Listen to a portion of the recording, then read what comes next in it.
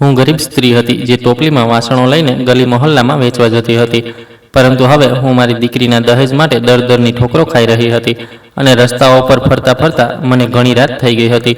ત્યારે મારી પાસે એક સ્ત્રી વાસણો ખરીદવા આવી. તેના હાથમાં એક સૂટકેસ હતી, જે તે વાતોમાં ત્યાં જ ભૂલી ગઈ હતી. મેં તે સૂટકેસ ખોલી તો તે સોનાના દાગીનાથી ભરેલી હતી.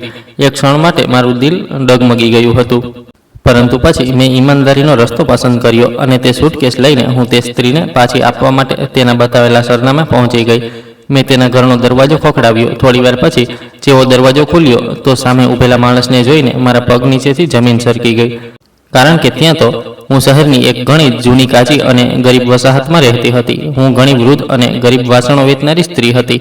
મારું આખું જીવન એક જૂની ટોપલીમાં રાખેલા સામાન્ય અને ઓછા પૈસાના વાસણો વેચીને પસાર થતું હતું.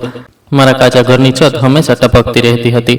મેં મારા પતિએ અને મારી દીકરીએ ક્યારેય સુખ શાંતિનું જીવન જોયું નહોતું. મારા ચહેરા પર પડેલી ઊંડી કરચલીઓ અને મારા સફેદ વાળ મારી જિંદગીની બધી સખત મહેનત અને દુઃખ તકલીફોની ગવાહી આપતા હતા, જે મેં મારા બીમાર પતિ અને બાળકોનું પેટ ભરવા માટે સહન કર્યા હતા. મારું શરીર હવે મહેનત કરીને થાકી ગયું હતું અને મારા શરીરમાંથી બધી શક્તિ ખતમ થઈ ગઈ હતી. પરંતુ તેમ છતાં હું રોજ મારી આ ટોપલીમાં બજારમાંથી વાસણો ખરીદતી અને ઉપરવાળાનું નામ લઈને ગલી મહોલ્લામાં ઘરે ઘરે વાસણો વેચવા નીકળી જતી.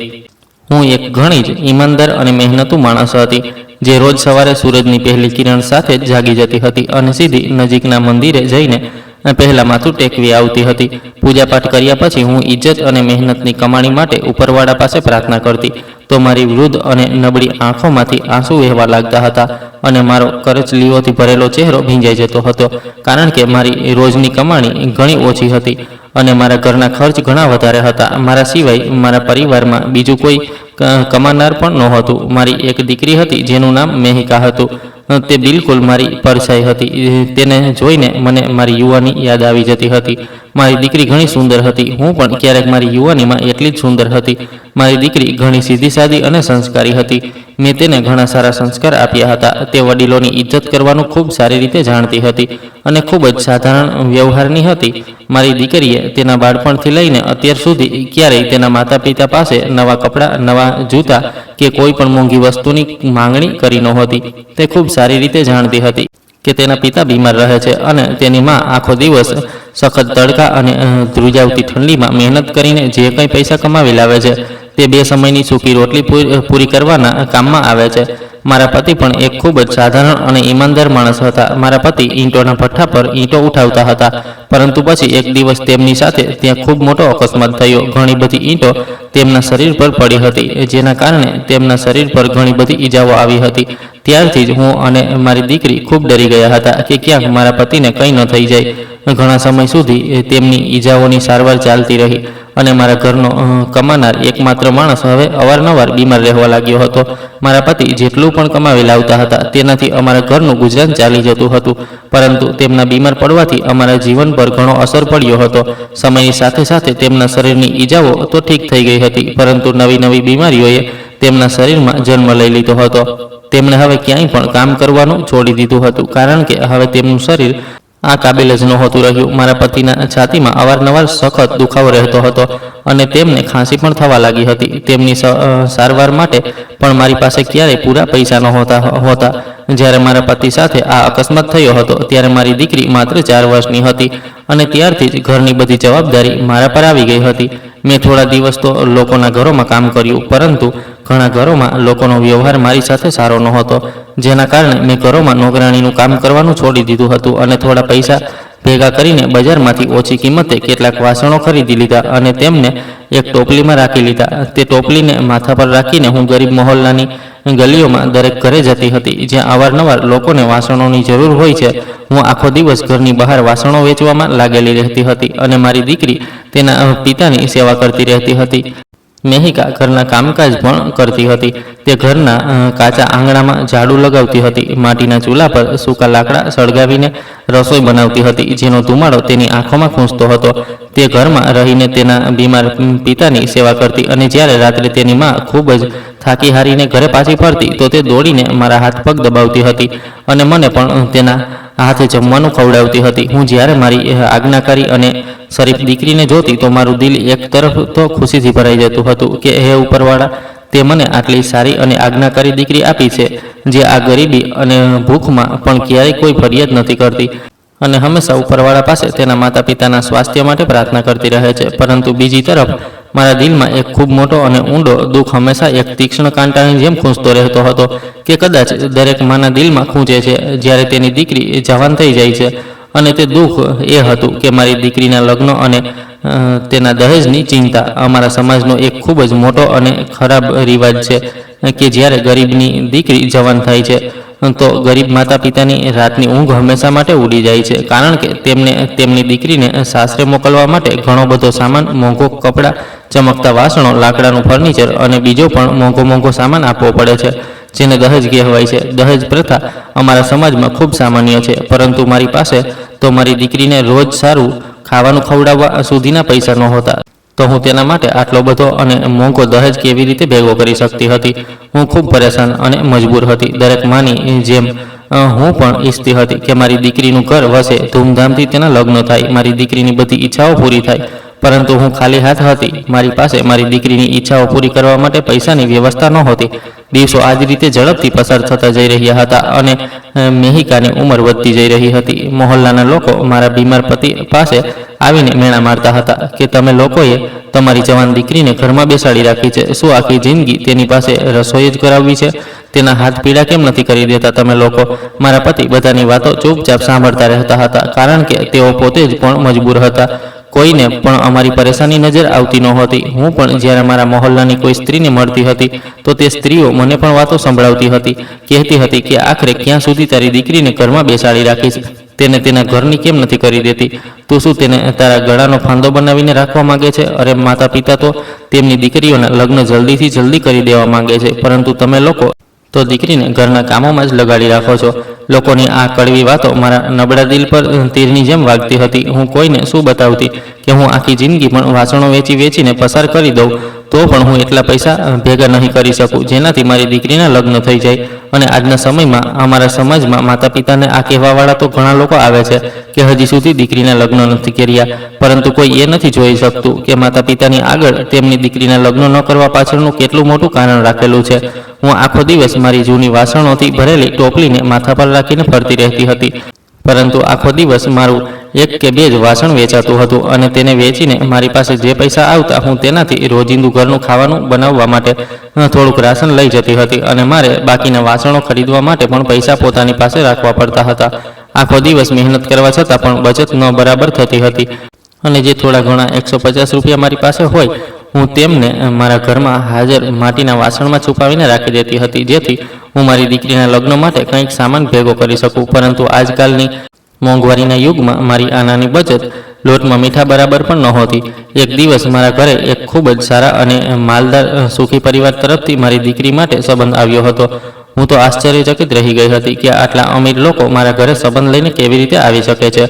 તે લોકો શહેરના એક ખૂબ જ વીઆઈપી અને અમીર વિસ્તારમાં રહેતા હતા. તેમની પાસે મોટી મોટી ગાડીઓ હતી અને તેમનો પોતાનો ખૂબ મોટો વેપાર હતો. હું અને મારા બીમાર પતિ તો આ બધું જોઈને હેરાન અને પરેશાન થઈ ગયા હતા કે આટલા અમીર લોકો અમારા આ નાના ઘરમાં અને આ કાચી વસાહતમાં સંબંધ માગવા માટે કેમ આવ્યા છે.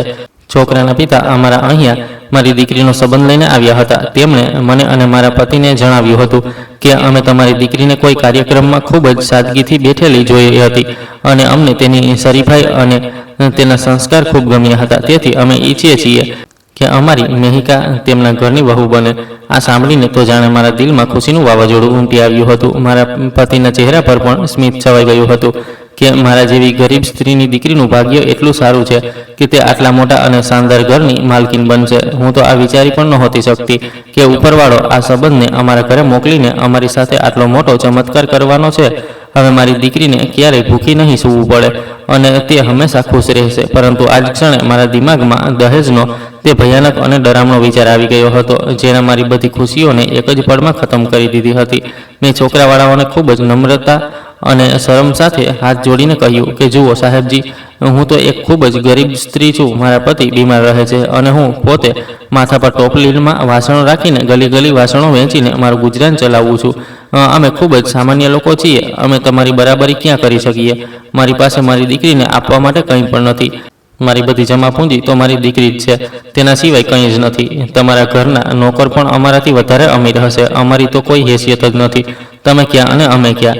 છોકરાના પિતાએ તો ખૂબ જ મીઠી વાણીમાં કહ્યું કે જુઓ બહેન, અમને તમારી પાસેથી કોઈ દાન દહેજ નથી જોઈતું, અમને બસ તમારી દીકરી ગમી ગઈ છે. તમે એકવાર મારા દીકરાનો ફોટો જોઈ લો. અમારો ખૂબ મોટો વેપાર છે અને મારો દીકરો મારા એ જ વેપારને સંભાળી રહ્યો છે. અમને તમારી પાસેથી કંઈ જ નથી જોઈતું, અમે માત્ર અને માત્ર તમારી દીકરીને અમારી વહુ બનાવવા માંગીએ છીએ. આ સાંભળીને મેં રડતા રડતા તેમના આગળ હાથ જોડી દીધા હતા અને કહ્યું કે તમારો ખૂબ ખૂબ આભાર. હું આખી જિંદગી તમારી આભારી રહીશ કે તમે મારા જેવી ગરીબ સ્ત્રીની દીકરીને તમારા ઘરની વહુ બનાવવા માંગો છો. મારા પતિએ પણ રડવાનું શરૂ કરી દીધું હતું અને તેઓ કહેવા લાગ્યા કે મને તો વિશ્વાસ જ નથી થઈ રહ્યો કે અમારી દીકરી માટે આટલા અમીર ઘરનો સંબંધ પોતે ચાલીને આવ્યો છે. આ રીતે મારી દીકરીનો સંબંધ પાકો થઈ ગયો હતો અને લગ્નની તારીખ પણ નક્કી થઈ ગઈ હતી અને પછી ઘરમાં લગ્નની તૈયારીઓ શરૂ થઈ ગઈ હતી. પરંતુ હું અને મારા પતિ આ વાત ખૂબ સારી રીતે જાણતા હતા કે છોકરાવાળા ભલે કંઈ પણ ન માંગે તો પણ દુનિયાની નજરોથી બચવા અને પોતાની દીકરીની ઇજ્જત રાખવા માટે અમારે ઓછામાં ઓછો એટલો સામાન તો જરૂર આપવો પડશે કે અમારી દીકરીને તે મોટા ઘરમાં જઈને કોઈ શરમનો સામનો ન કરવો પડે અને તેને સાસરિયા કે સગા સંબંધીઓ કોઈ મેણું ન મારે કે તે ખાલી હાથે આવી છે. મારા પતિ હંમેશા ચિંતામાં રહેતા હતા અને મને કહેતા હતા કે કરુણા, જો હું સલામત હોત તો ચોક્કસ મારી દીકરીના દહેજ માટે કોઈને કોઈ વ્યવસ્થા કરી દેત. હું તેને આ રીતે પરેશાન નથી જોઈ શકતો નથી. હું ખરેખર ખૂબ પરેશાન હતી. મારી રાતની ઊંઘ ઉડી ગઈ હતી. હું હવે રાત્રે સૂઈ પણ નહોતી શકતી અને હવે મેં મારી મહેનતને બમણી કરી દીધી હતી. હું હવે સવારમાં અંધારામાં જ ઘરેથી મારી ટોપલી લઈને નીકળી જતી હતી અને રાત્રે મોડે સુધી રસ્તાઓ પર, ગલીઓમાં, મહોલ્લામાં વાસણો વેચવાનો પ્રયત્ન કરતી હતી. કેટલાક લોકો મારા વાસણો ખરીદી પણ લેતા હતા, જ્યારે કેટલાક લોકો આજકાલ બ્રાન્ડેડ વાસણો પણ દુકાન કે મોલમાંથી ખરીદવાના કારણે મારા વાસણોને ધૂત કરી દેતા હતા. હવે મારા વૃદ્ધ શરીરના હાડકાં દુખાવાથી ચીસો પાડતા હતા. મારી આંખોમાં ઊંઘની કમીના કારણે હંમેશા લાલાશ રહેતી હતી અને મારું શરીર નબળાઈથી ધ્રુજતું હતું. પરંતુ જ્યારે પણ મને મારી હસમુખ દીકરીનો ચહેરો યાદ આવી જતો હતો તો હું મારા બધા દુઃખ દર્દ ભૂલી જતી હતી. આ દુનિયામાં એક તેજ તો હતી જે મારી પરછાઈ હતી. હું હંમેશા એ જ વિચારતી હતી કે મારી દીકરી તે મહેલમાં જઈને બિલકુલ રાજકુમારી જેવું જીવન જીવશે અને દરેક માતા પિતા એ જ ઈચ્છે છે કે તેમની દીકરીઓ જ્યારે સાસરે જાય તો તેમના જીવનમાં ખુશીઓ જ ખુશીઓ ભરાઈ જાય. આ બધું વિચારીને હું મહેનતમાં લાગી જતી હતી. હું આખો દિવસ શહેરના આ લાંબા અને પહોળા રસ્તાઓ પર ધૂળ અને માટી બધું સહન કરીને મારી મહેનતમાં લાગેલી રહેતી હતી. કેટલાક લોકો એવા પણ હતા જે મારા વાસણોની ખૂબ ઓછી કિંમત લગાવતા હતા અને વાસણ ન આપવા પર મારી સાથે ઝઘડો કરતા હતા. હવે એવું તો નહોતું કે હું મારો નફો કર્યા વગર જ તેમને વાસણો વેચી દેતી કે પછી મારું નુકસાન કરી લેતી. ક્યારેક કોઈ મને ઓછા પૈસા આપતું તો ક્યારેક આખા દિવસમાં એક પણ વાસણ નહોતું વેચાતું. હું દરરોજ સાંજે બજાર જતી હતી. કપડાં અને મોંઘા ફર્નિચરની દુકાનોની બહાર ઊભી રહીને આ મોંઘા ચમકતા વાસણો અને લાકડાના ભારે ફર્નિચરને મોટી આતુરતાભરી નજરોથી જોતી હતી, જેને હું મારી દીકરી માટે ખરીદવા માંગતી હતી. પરંતુ મારી પાસે એટલા પૈસા નહોતા કે હું આ વસ્તુઓને હાથ પણ લગાવી શકું કે તેમની કિંમત જ પૂછી શકું. હું બસ તે વસ્તુઓને જોઈને લાંબી લાંબી આહ ભરતી રહેતી હતી અને ખાલી હાથે ઘરે પાછી આવી જતી હતી. હું અવારનવાર રાત્રે ઉઠીને એકાંતમાં બેસીને ખૂબ રડતી હતી અને મારા ઉપરવાળા પાસે ગીડગીડાવીને પ્રાર્થના કરતી હતી કે હે ઉપરવાળા, મારી મદદ કરી દે, મારા ગરીબ પર દયા કરી દે અને મારી દીકરીની ઇજ્જત રાખી લે. હું મારી દીકરીને હંમેશા ખુશ જોવા માંગુ છું. હું નથી ઈચ્છતી કે સાસરે ગયા પછી મારી દીકરીને કોઈ તકલીફનો સામનો કરવો પડે. મેં આખી જિંદગી મારી મહેનતથી કમાયું છે. મને આ વૃદ્ધાવસ્થામાં કોઈની સામે બેઇજ્જત ન થવા દેતો. લગ્નના દિવસો ખૂબ ઝડપથી નજીક આવતા જઈ રહ્યા હતા અને મારી પરેશાનીમાં દરેક પસાર થતા દિવસ સાથે ખૂબ વધારો થતો જઈ રહ્યો હતો. મેં મારા ગરીબ સગા સંબંધીઓ અને ઓળખીતા પાળખીતાઓ પાસેથી થોડી રકમ ઉધાર માંગવાનો ખૂબ પ્રયત્ન કર્યો હતો, પરંતુ ગરીબનો સગો પણ ગરીબ જ હોય છે અને કોઈ પણ મારી આટલી મોટી મદદ કરવા સક્ષમ નહોતું. કેટલાક લોકોએ તો મને સીધો જવાબ આપી દીધો કે અમારી પાસે કંઈ નથી અને કેટલાક લોકોએ બહાના બનાવીને મને ટાળી દીધી હતી. મને અનુભવ થવા લાગ્યો હતો કે જાણે મારી ચારેય બાજુ એક ખૂબ મોટી અને અંધારી દિવાલ ઊભી થઈ ગઈ છે, જેમાંથી બહાર નીકળવાનો કોઈ રસ્તો મારી પાસે નથી. મારા પતિએ પણ મને કહ્યું હતું કે હું કોઈ કામ કરવાનો પ્રયત્ન કરું છું, પરંતુ મેં તેમને કહ્યું હતું કે તમે મારા જીવનસાથી છો, હું તમને ગુમાવવા નથી ઈચ્છતી. તમે ક્યાંય નહીં જાઓ, હું પોતે કંઈક કરું છું. મારા પતિ પણ મારી હાલત જોઈને ખૂબ પરેશાન રહેતા હતા અને મને દિલાસો આપતા હતા કે ઉપરવાળો કોઈક ને કોઈક રસ્તો જરૂર કાઢી આપશે, તું પરેશાન ન થા. પરંતુ મારું દિલ અંદરથી હંમેશા ડરેલું રહેતું હતું કે જો હું લગ્નના દિવસ સુધી દહેજનો સામાન પૂરો ન કરી શકી તો શું થશે. હું હંમેશા વિચારતી હતી કે હું મારું લોહી વેચી દઉં છું, મારી કિડની વેચી દઉં છું, પરંતુ મારી દીકરીના લગ્નમાં કોઈ કમી નહીં આવવા દઉં. દિવસો આ જ રીતે રડતા રડતા પસાર થતા જઈ રહ્યા હતા અને પછી હું એક રાત્રે ખૂબ મોટી અને કઠિન પરીક્ષા સામે આવીને ઊભી રહી હતી. આ શિયાળાની એક અત્યંત ઠંડી અને અંધારી રાત હતી. આકાશ પર ઘેરા કાળા વાદળો છવાયેલા હતા અને ખૂબ ઝડપથી બરફીલા પવનો ચાલી રહ્યા હતા જે માણસના હાડકા સુધીને જમાવી રહ્યા હતા. હું સવારથી જ ઘરેથી નીકળેલી હતી અને મેં આખો દિવસ કંઈક પણ ખાધું ન હતું. ભૂખના કારણે મારા પેટમાં ખૂબ દુખાવો થઈ રહ્યો હતો. મારી પાસે હવે માત્ર થોડા જ પૈસા પડ્યા હતા કારણ કે ઠંડી અને વરસાદના કારણે લોકો તેમના ઘરોમાંથી ઓછા બહાર નીકળી રહ્યા હતા અને આખો દિવસ મને કોઈ ખાસ ગ્રાહક નહોતો મળ્યો. રાતના 10 વાગી ચૂક્યા હતા અને શહેરનો રસ્તો બિલકુલ સુમસામ અને નિર્જન થઈ ચૂક્યો હતો.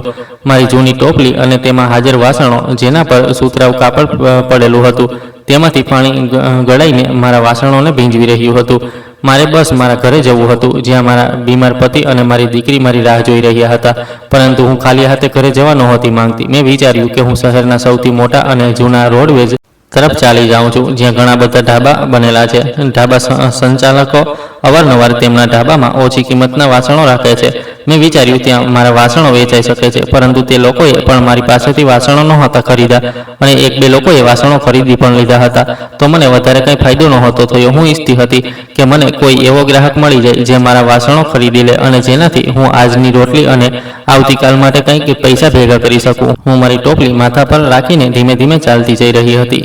મારા પગ લથડી રહ્યા હતા છતાં હું ચાલતી જ જઈ રહી હતી અને રેલવે સ્ટેશન તરફ ચાલી ગઈ હતી. રેલવે સ્ટેશન પહેલાં પણ ઘણા ઢાબા હતા જેના ઢાબા સંચાલકોને હું મારા વાસણો વેચવાનો નિર્ણય કરી ચૂકી હતી. અહીંયા પણ ઘણું સુમસામ છવાયેલું હતું કારણ કે શિયાળાની રાત હતી અને ખૂબ વધારે રાત થઈ ગઈ હતી.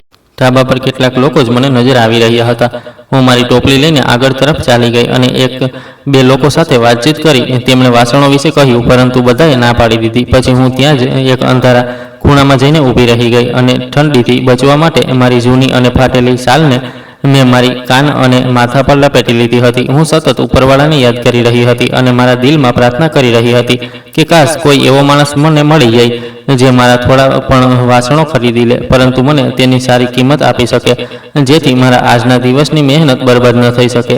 ઘણીવાર સુધી આ જ રીતે હું ઠંડીથી ધ્રુજતી રાહ જોતી રહી અને ત્યારબાદ અચાનક મારી નજર એક મોટા ઢાબામાંથી નીકળતી એક સ્ત્રી તરફ ગઈ જે તેની ગાડીની અંદર જ જવાની હતી. જ્યારે તેની નજર મારા પર પડી તે દેખાવમાં ખૂબ જ અમીર લાગી રહી હતી. તેણે ખૂબ કિંમતી અને જાડા ગરમ કપડાં પહેરેલા હતા અને તેના હાથમાં એક બ્રાન્ડેડ અને સુંદર પર્સ હતું અને તેના બીજા હાથમાં એક સુટકેસ હતી જે દેખાવમાં ઘણી ભારે લાગી રહી હતી.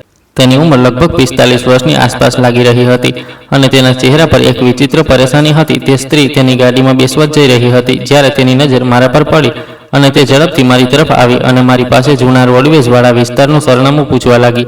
હું તે રસ્તાને સારી રીતે જાણતી હતી કારણ કે હું તેના પહેલાં તે જગ્યાએ ઘણી વખત કામ કરવા માટે જઈ ચૂકી હતી. તેથી મેં તેમને તેનું સરનામું જણાવી દીધું હતું કે તેમણે કેવી રીતે જવાનું છે.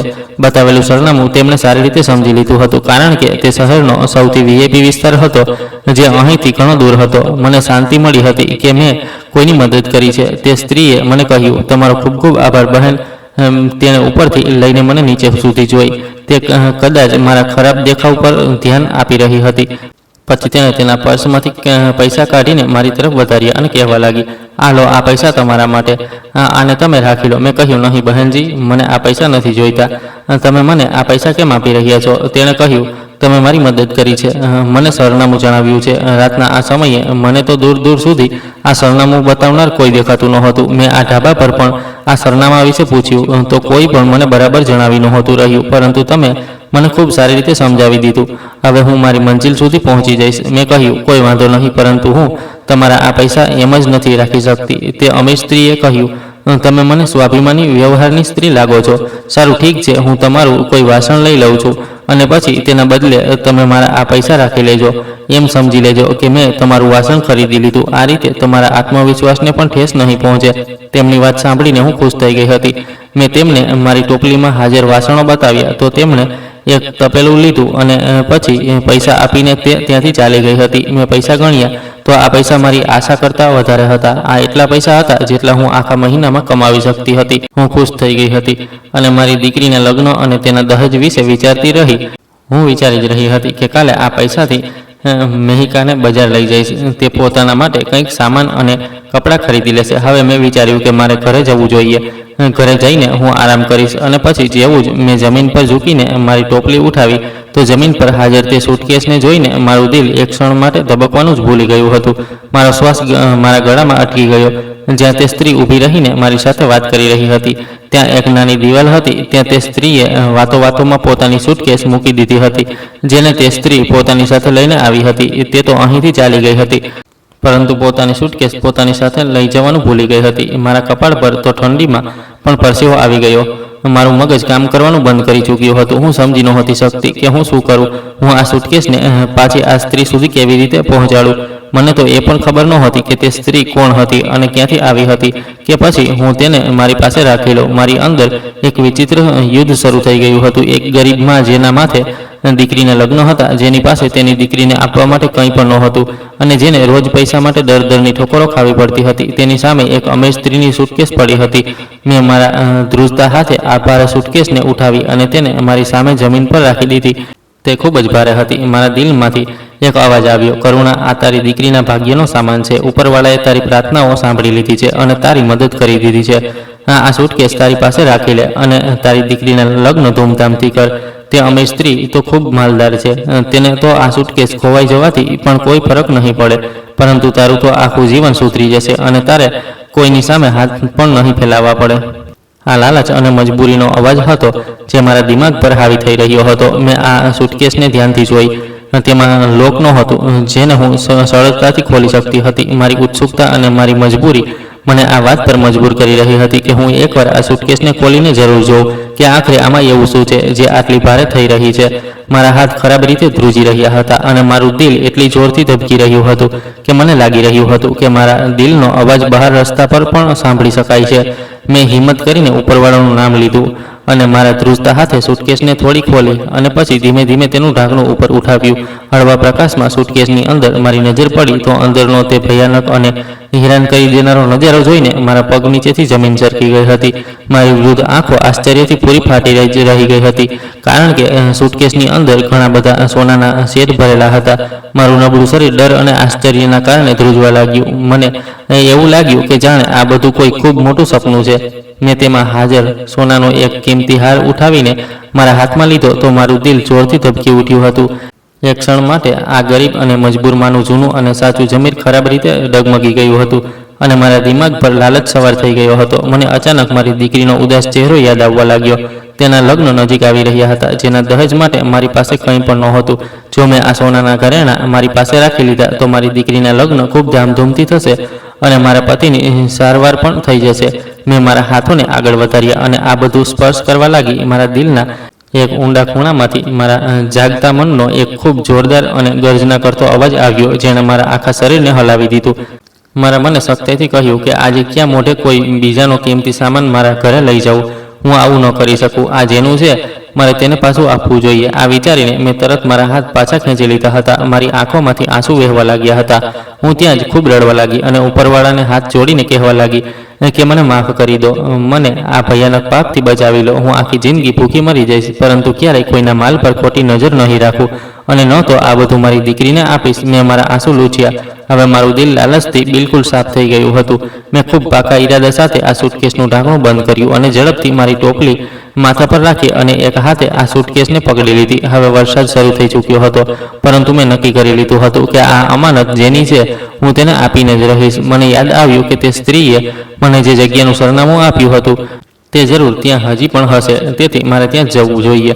મારા માટે હવે અંધારામાં ચાલવું મુશ્કેલ થઈ રહ્યું હતું પરંતુ મને બસ આ અમાનતને જલ્દીથી જલ્દી પાછી કરવાની ચિંતા હતી. આ રસ્તો ઘણો દૂર હતો પરંતુ હું ચાલતી જ જઈ રહી હતી અને પાછી લગભગ 2 કલાકનો પ્રવાસ ખેડ્યા પછી હું ત્યાં પહોંચી ગઈ હતી જેનું સરનામું તે સ્ત્રીએ મારી પાસે પૂછ્યું હતું. અહીંયા ઘણા બધા મોટા મોટા ઘરો બનેલા હતા, પરંતુ પછી મને તે જ ગાડી નજર આવી જેમાં તે સ્ત્રી બેસીને આવી હતી.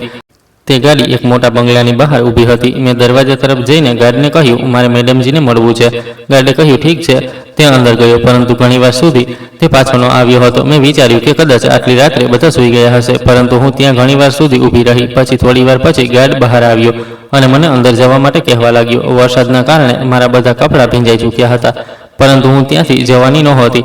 હું ધીમા પગલે અંદર તરફ ગઈ, જેથી આ અમાનત જેની છે તેને આપી શકું, અને મારે મારા ઘરે પણ જવું હતું. હું ઘરના અંદરના દરવાજા તરફ આવી. ગાર્ડે મને કહ્યું કે તમે અહીં જ રોકાઈ જાઓ, મેડમજી આવી રહ્યા છે. એટલું કહીને તે તો ત્યાંથી જતો રહ્યો હતો, પરંતુ પછી મને કોઈના પગલાંનો અવાજ સ્પષ્ટ સંભળાયો.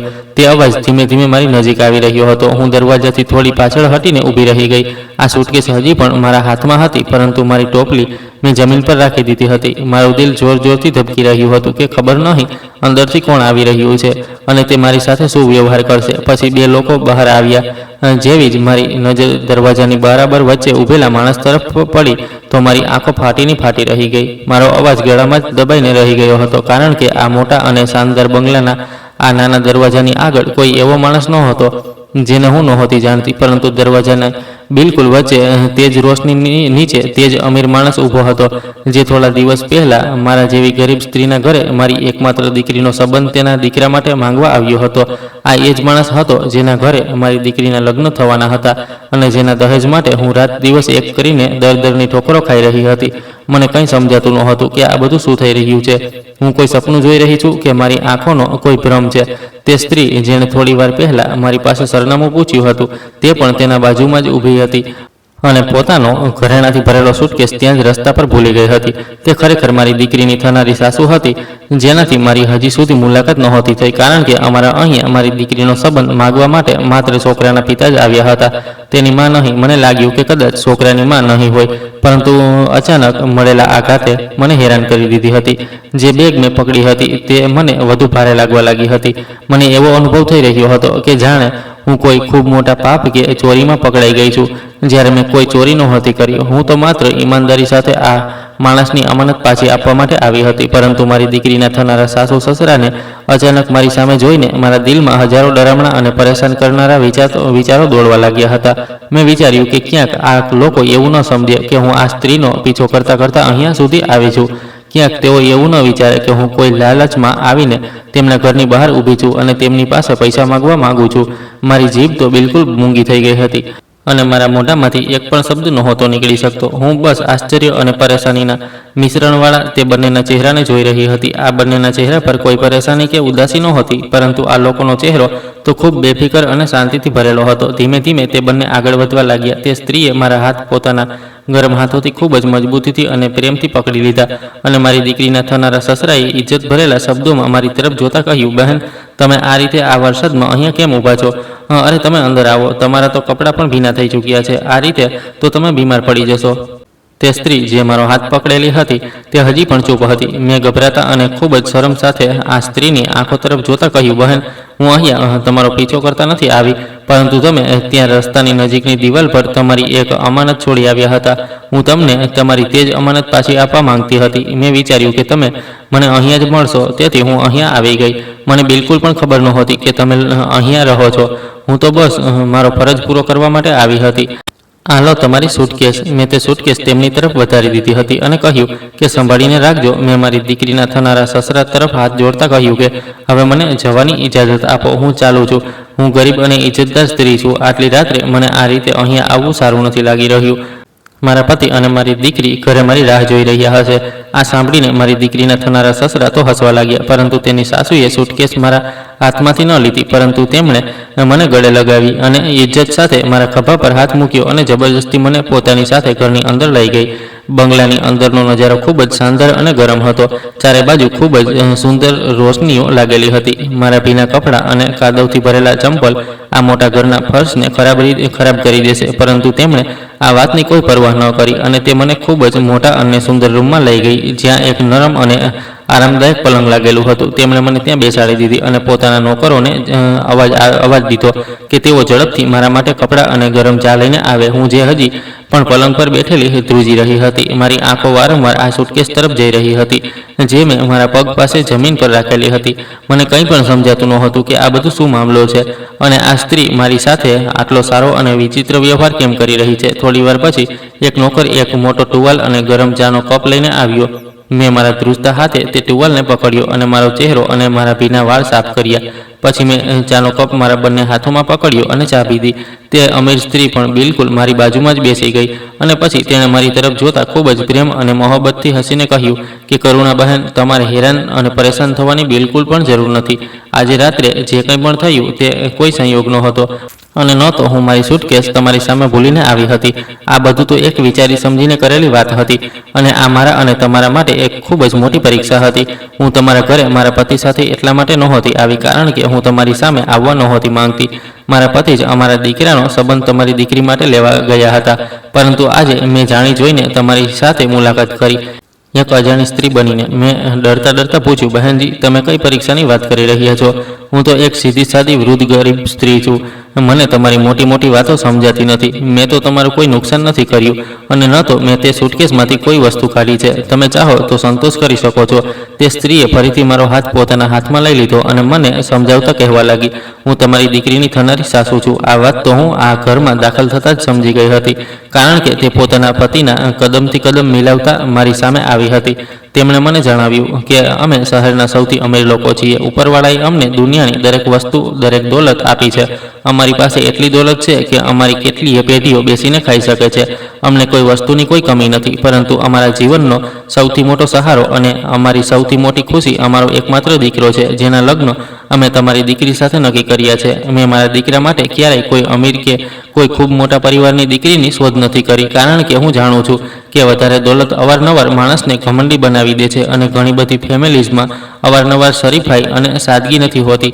હું હંમેશાથી એ જ ઈચ્છતી હતી કે મારા ઘરમાં જે વહુ આવે તે એક ખૂબ જ શરીફ અને સંસ્કારી અને સારા પરિવારની દીકરી હોય, જેના દિલમાં ઉપરવાળાનો ડર હોય, જેણે ગરીબી અને સાદગી જોઈ હોય અને જે મારા ઘરને સ્વર્ગ બનાવી દે. જ્યારે મેં તમારી દીકરી મેહિકાને જોઈ અને તેની સાદગી અને તેના સારા સંસ્કારો વિશે સાંભળ્યું તો ત્યારે જ મેં નિર્ણય કરી લીધો હતો કે મારી વહુ માત્ર અને માત્ર તમારી દીકરી જ બનશે. મેં મારા પતિને તમારા ઘરે સંબંધ પાકો કરવા માટે મોકલી દીધા હતા અને તેમણે તમને સ્પષ્ટ શબ્દોમાં કહી દીધું હતું કે અમને કોઈ દાન દહેજ નથી જોઈતું અને ન તો અમને કોઈ લાલચ છે. પરંતુ મારા પતિએ મને જઈને જણાવ્યું કે તેમણે તમારા અને તમારા પતિના ચહેરા પર પરેશાની અને એક ખૂબ મોટો ડર જોયો હતો. હું સારી રીતે જાણું છું કે અમારો સમાજ કેટલો જાલિમ છે અને ગરીબ માતા પિતા તેમની દીકરીના લગ્ન માટે કેટલા મજબૂર અને કેટલાક પરેશાન હોય છે. મને ખબર હતી કે તમે રાત દિવસ ખૂબ મહેનત કરી રહ્યા છો અને દરની ઠોકરો ખાઈ રહ્યા છો જેથી પોતાની દીકરીને ઓછામાં ઓછો એટલો સામાન તો જરૂર આપી શકો કે તેને મારા ઘરમાં કોઈ મેણું ન મારે. આ સ્ત્રીએ પોતાની વાત ચાલુ રાખતા કહ્યું કે મેં બજારમાં તમને ઘણીવાર મોંઘી અને જૂની દુકાનોની બહાર ઊભા રહીને ખૂબ આતુરતાભરી નજરોથી જોતા જોયા છે. મેં તમારી તે મજબૂરી અને લાચારી જોઈ છે જે એક માના દિલને ચીરી નાખે છે. હું ઈચ્છતી તો તમને એમ જ પૈસા આપી શકતી હતી કે તમારા ઘરે બધો સામાન મોકલાવી શકતી હતી, પરંતુ મને આ વાતનો ડર હતો કે તેનાથી તમારી ઇજ્જતને ઠેસ પહોંચશે અને તમને લાગશે કે અમે તમારા પર કોઈ અહેસાન કરી રહ્યા છીએ કે તમારી ગરીબીની મજાક ઉડાવી રહ્યા છીએ. મેં અને મારા પતિએ એક યોજના બનાવી અને આ બધો ખેલ ખોલ્યો. અમે તમારી ઈમાનદારીની ખૂબ ઇજ્જત કરીએ છીએ. આજે મેં જાણી જોઈને તમારો સામનો કર્યો અને તમારી પાસે સરનામું પૂછવાનો અભિનય કર્યો અને હું જાણી જોઈને જ આ સુટકેસ ત્યાં છોડી આવી હતી. આ મારું ભૂલવું નહોતું, પરંતુ તમારા સાચા અને જાગતા મનની એક ખૂબ મોટી અને કઠોર પરીક્ષા હતી. અમે જોવા માંગતા હતા કે ગરીબ અને મજબૂરમાં જે દીકરીના લગ્ન કરવા જઈ રહી હોય અને તેની પાસે કોઈ વ્યવસ્થા ન હોય, જ્યારે તેના હાથમાં આટલી મોટી અને અપાર દોલત આવી જાય તો શું તે આ દોલત સામે પોતાની ઈમાનદારીને વેચી દેશે? શું તે પોતાની મજબૂરીનું બહાનું બનાવીને સચ્ચાઈનો રસ્તો છોડી દેશે કે પોતાની સચ્ચાઈ અને ઈમાનદારી પર કાયમ રહેશે? હું મારા ઘરની અંદર આવીને મારી બારીમાંથી બહાર અંધારા રસ્તા તરફ જોઈ રહી હતી કે તમે મારી આમ અમાનત પાછી આપવા આવશો કે નહીં. જ્યારે મેં જોયું કે તમે તે સુટકેસ લઈને કંઈક વિચારતા આગળ વધી ગયા છો તો હું ઝડપથી ગાડી લઈને મારા ઘરે આવી ગઈ હતી. મને તમારા પર પૂરો ભરોસો હતો કે તમે જરૂર તે જ સરનામે આવી રહ્યા હશો જે મેં તમારી પાસે પૂછ્યું હતું, અને મારો ભરોસો 100% સાચો સાબિત થયો. જ્યારે મને ગાર્ડે જણાવ્યું કે કોઈ વાસણ વેચનારી મને મળવા માટે આવી છે, તો મેં તરત બારી તરફ તમને ઠંડીથી ધ્રુજતા જોયા, અને તમે આ સાબિત કરી દીધું કે ગરીબ માણસ પાસે પૈસા નથી હોતા, તેની પાસે પહેરવા માટે સારા કપડાં નથી હોતા, પરંતુ તેની પાસે જે સચ્ચાઈ અને ઈમાનદારીની દોલત હોય છે તે દુનિયાના કોઈ પણ બાદશાહના ખજાના કરતાં વધારે મોટી અને વધારે કિંમતી હોય છે. તમે ઘરેણાથી ભરેલી સુટકેસને ટુકરાવીને ઉપરવાળાની સામે અને મારી સામે જે પરીક્ષા પાસ કરી છે તેની કોઈ કિંમત લગાવી શકતી નથી. હું આ બધી વાતો સાંભળીને બિલકુલ હેરાન રહી ગઈ હતી. મને મારા નબળા કાનો પર વિશ્વાસ નહોતો આવી રહ્યો કે મારી થનારી સમધન મારી સાથે આટલી મોટી પરીક્ષા લઈ રહી હતી અને મારી ઈમાનદારીને આ રીતે પારખી રહી હતી. મારી આંખોમાંથી આંસુ નીકળી આવ્યા હતા અને હું રડતા રડતા જમીન પર બેસી ગઈ. મેં તેમની સામે મારા બંને હાથ જોડીને કહ્યું, બહેનજી, હું તો એક ખૂબ જ નબળી અને પાપી સ્ત્રી છું. જ્યારે મેં સુટકેસની અંદર ચમકતા ઘરેણાને જોયા હતા તો એક ક્ષણ માટે મારું દિલ પણ ડગમગી ગયું હતું. મારા નબળા દિલમાં એ વિચાર આવ્યો હતો કે હું આ બધું મારી દીકરી માટે રાખી લઉં અને તેનું જીવન સુધારી દઉં. પરંતુ ઉપરવાળાએ મારા પર ખૂબ મોટો ઉપકાર કર્યો અને મને આ ખોટું કામ કરતાં રોકી લીધું. મને આ વાતનો અહેસાસ થઈ ગયો કે કોઈની હરામની કમાણીથી ક્યારેય કોઈ દીકરીનું ઘર નથી વસતું અને ઉપરવાળો હંમેશા સચ્ચાઈનો સાથ આપે છે.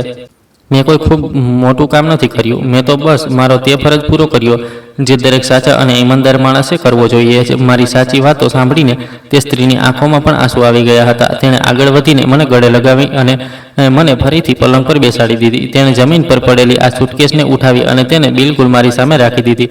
તેણે ખૂબ જ મોહબ્બત અને ઇજ્જત ભરેલા શબ્દોમાં કહ્યું, કરુણા બહેન, આ કોઈ ભૂલી ગયેલી અમાનત નથી અને ન તો આ કોઈ ચોરીનો માલ છે, પરંતુ આ અમારા બંને પતિ પત્ની તરફથી અને મારા દીકરા તરફથી તમારી દીકરી માટે છે. હું આજે રાત્રે તમારી સચ્ચાઈનું ઇનામ સમજીને તમને આ આપી રહી હતી. મારા પતિ પણ આવું જ ઈચ્છે છે અને બહાર ઊભા રહીને અમારી રાહ જોઈ રહ્યા છે. તમારી દીકરી મારી પણ દીકરી છે અને તે હવે આ ઘરની વહુ બનીને નહીં, પરંતુ આ ઘરની સાચી માલકીન અને રાણી બનીને આવશે.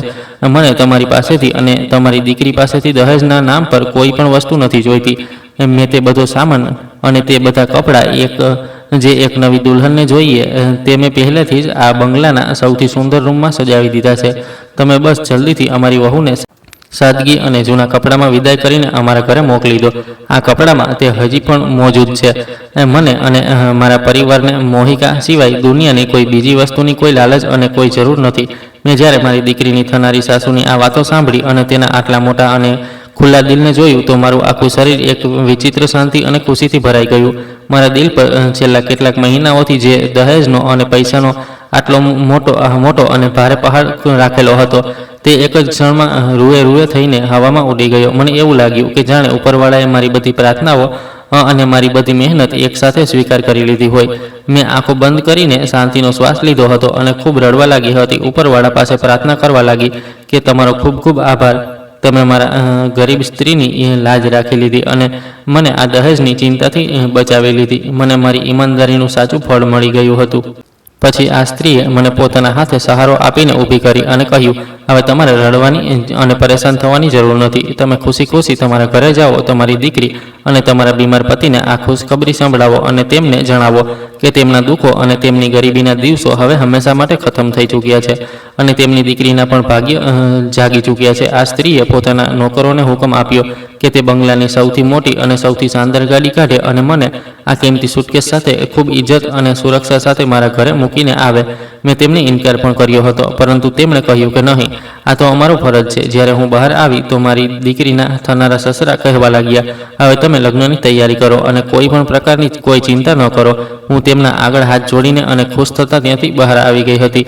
બહાર મારા માટે મોટી ગાડી રાહ જોઈ રહી હતી. મેં જ્યારે આ ગાડી તરફ જોયું તો મારી દીકરીની થનારી સાસુએ હસીને કહ્યું કે તમારી તે ટોપલી પોતાની પાસે રાખી લીધી છે, કારણ કે હવે તમારે રસ્તાઓ પર વાસણો વેચીને ધક્કા ખાવાની જરૂર નથી. હવે તમે અને તમારા પતિ અમારી સાથે અહીંયા અમારા ઘરમાં રહેશો. અમારું ઘર ખૂબ મોટું છે. અમારા દીકરાને માત્ર તમારી દીકરી જ નહીં, પરંતુ સાથે સાથે તે તમારા લોકોની પણ મદદ કરવા માંગે છે અને તમારા લોકોને પોતાની સાથે રાખવા માંગે છે.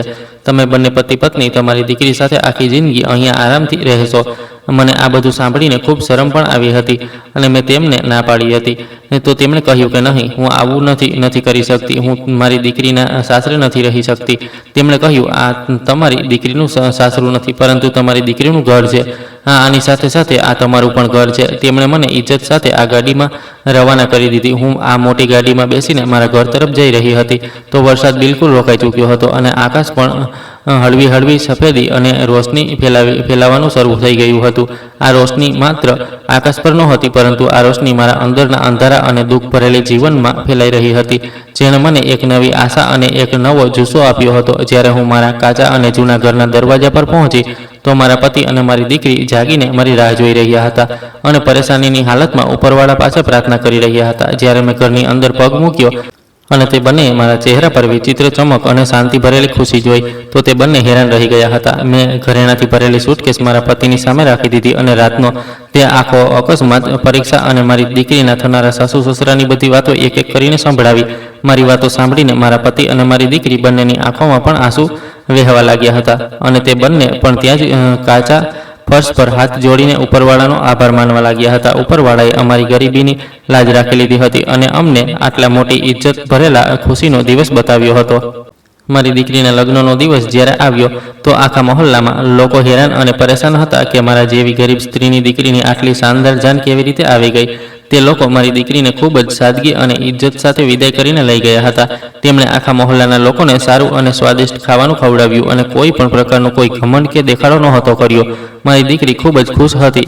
તે ખૂબ સુંદર લાગી રહી હતી. તેના ચહેરા પર જે સચ્ચાઈની ચમક હતી તે દુનિયાના કોઈ પણ મોંઘા અને કિંમતી કપડાં કરતાં વધારે સુંદર અને રોશન લાગી રહી હતી. વિદાયના સમયે જ્યારે મેં મારી દીકરીને મારા ગળે લગાવી તો મારી આંખોમાં દુઃખના આંસુ નહોતા, પરંતુ મારી આંખોમાં ગર્વ અને ખુશીના આંસુ હતા. હું જાણતી હતી કે હું મારી દીકરીને કોઈ એવા ઘરે નથી મોકલી રહી જ્યાં તેને દહેજના મેણા સંભાળવા પડશે કે જ્યાં તેને નોકરાણી સમજવામાં આવશે, પરંતુ હું મારી દીકરીને એક એવા શરીફ અને સાચા માણસના ઘરે વિદાય કરી રહી છું, જે માણસની દોલતથી નહીં પરંતુ તેની સચ્ચાઈ અને તેના ઈમાનદાર કિરદારથી પ્રેમ કરે છે. મારા પતિ પણ પોતાની દીકરીને આશીર્વાદ આપીને વિદાય કરી રહ્યા હતા. મારું દિલ શાંતિથી ભરેલું હતું. જ્યારે મારી દીકરીને ડોલીમાં બેસાડીને તે મોટા અને શાનદાર બંગલા તરફ રવાના કરવામાં આવી તો આખો મહોલ્લો તેની ખુશનસીબી અને મારી ઈમાનદારીનું ઉદાહરણ આપી રહ્યો હતો. બધા લોકો કહી રહ્યા હતા કે જે માણસ ઉપરવાળા પર ભરોસો કરે છે અને ખરાબ સમયમાં પણ સચ્ચાઈ અને ઈમાનદારીનો સાથ નથી છોડતો, તો ઉપરવાળો તેને એવું સ્થાન અને એવી ઇજ્જત આપે છે જેના વિશે કોઈ સામાન્ય માણસ વિચારી પણ નથી શકતો. મારી દીકરી જ્યારે આ મોટા બંગલામાં દુલ્હન બનીને દાખલ થઈ તો તેના સસરાએ તેને પોતાની સગી દીકરી કરતાં પણ વધારે પ્રેમ અને ઇજ્જત આપી અને તેની સાસુએ ખુશીના માર્યા તેને ગળે લગાવી લીધી. ઘરની બધી તિજોરીઓની ચાવી મારી દીકરીના હાથમાં આપી દીધી અને કહ્યું કે બેટા, હવેથી આ ઘરની માલકીન તું છે. તારા પતિ સાથે ખૂબ ઇજ્જત અને મોહબ્બત સાથે રહેજે. મારી દીકરીના પતિએ પણ તેનો હાથ પકડીને તેની સાથે વાયદો કર્યો કે હું હંમેશા તારું ધ્યાન રાખીશ. મારી દીકરીએ આવું જ કર્યું. તેણે તેના પતિ સાથે અપાર મોહબ્બત કરી અને સાસુ સસરાની સેવા કરીને બધાનું દિલ જીતી લીધું અને ઘરના માહોલને સ્વર્ગ કરતાં પણ વધારે સુંદર બનાવી દીધો. મારી દીકરીએ ક્યારેય પોતાની ગરીબી પર શરમ નહોતી અનુભવી અને ન તો ક્યારેય દોલતનો ઘમંડ કર્યો. તેના આવ્યાના થોડા દિવસો પછી અમારા જમાઈએ અમને બંને પતિ પત્નીને પણ પોતાના ઘરે બોલાવી લીધા હતા અને હું હવે વાસણો વેચવાથી આઝાદ થઈ ચૂકી હતી. મારા જમાઈએ મારા પતિની પણ સારવાર કરાવી અને પછી જ્યારે મારા પતિ બિલકુલ ઠીક થઈ ગયા તો અમે નિર્ણય કર્યો કે અમારે અમારી દીકરીના સાસરેથી ચાલી જવું જોઈએ, કારણ કે જેવું પણ હતું આ અમારી દીકરીનું સાસરું હતું. હવે મારા પતિ કમાવા લાયક થઈ ગયા હતા, તેથી અમે અમારી દીકરીના સાસરેથી પાછા અમારા ઘરમાં આવી ગયા. અમારા જૂના કાચા ઘરમાં નહીં, પરંતુ અમે એક નવું ઘર લીધું હતું. ત્યાં હું અને મારા પતિ બેફિકરાઈની જિંદગી વિતાવવા લાગ્યા. હું મારી આ કહાનીથી તમને લોકોને એ સંદેશ આપવા માંગુ છું કે અમારા સમાજમાંથી દહેજ પ્રથાને ખતમ કરી દેવી જોઈએ. દહેજ એક ખૂબ ખરાબ અને નીચ પ્રથા છે જે ગરીબ દીકરીઓ અને તેમના પરિવારવાળાઓને પરેશાન કરી દે છે. માણસની અસલી ઓળખ તેના કપડાં કે તેના બેંક બેલેન્સથી નથી થતી, પરંતુ માણસની અસલી ઓળખ તેના સાચા મન અને તેની ઈમાનદારી અને તેની શરીફાઈથી થાય છે. જો કોઈ માણસ લાલચની હવસમાં આવીને ખોટો રસ્તો અપનાવી લે તો તે દુનિયામાં તો કદાચ થોડા દિવસ ખુશ રહી લે, પરંતુ જીવતે જીવ તેનું પરિણામ ખૂબ ખરાબ હોય છે. અને જે માણસ ગરીબી અને મજબૂરીમાં પણ ઉપરવાળાનો આભાર માને અને સચ્ચાઈનો રસ્તો પસંદ કરે છે તો ઉપરવાળો તેના માટે બંધ દરવાજાઓને પણ ખોલી દે છે. આ કહાની આજે પણ તે બધા લોકો માટે એક ખૂબ મોટો પાઠ અને રોશનીની એક નવી કિરણ છે જે દહેજના કારણે પરેશાન છે. તેથી દહેજ પ્રથા ખતમ કરો અને વહુઓને દીકરી બનાવીને રાખો. દોસ્તો, આશા કરું છું કે તમને અમારી કહાની પસંદ આવી હશે. કહાની પસંદ આવી હોય તો વિડીયોને લાઇક કરો, ચેનલ પર નવા છો તો ચેનલને સબસ્ક્રાઈબ કરો અને હા, નોટિફિકેશન બેલને જરૂર દબાવો જેથી આગામી અપડેટ સૌથી પહેલાં તમને મળે.